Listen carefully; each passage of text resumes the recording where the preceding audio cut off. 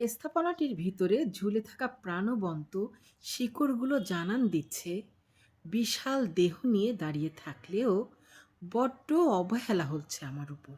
আমি কি আমার সেই প্রাণচাঞ্চল্য জৌলুস ফিরে পেতে পারি?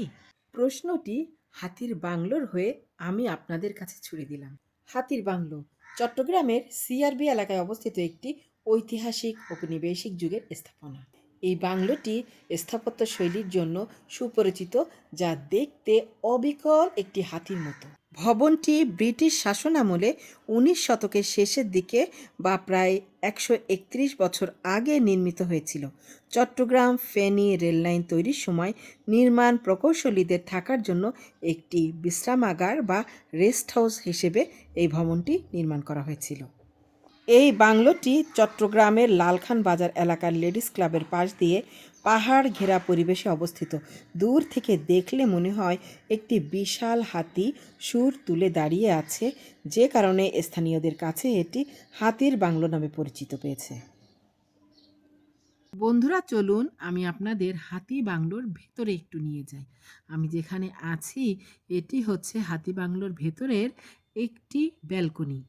এই ব্যালকনির শেষ প্রান্তে আছে একটি রন্ধনশালা আর একটি টয়লেট।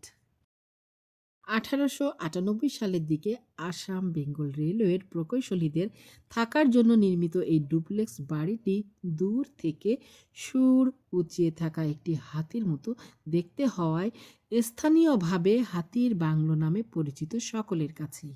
বাংলোটির দ্বিতল ভবন থেকে একটু ঘুরে আসি। চলুন বন্ধুরা, আমি এখন সিঁড়ি দিয়ে এই বাংলোর দ্বিতলে উঠছি।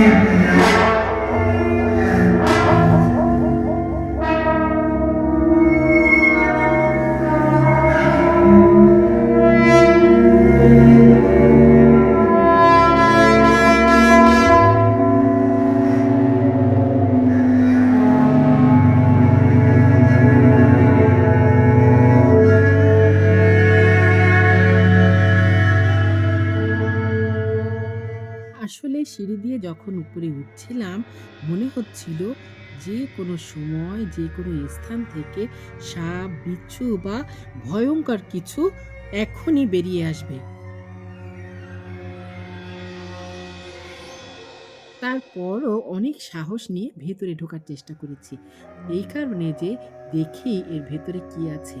এমন জরাজীর্ণ অবস্থা দেখে তো আমি সত্যিই ভয় পেয়েছি।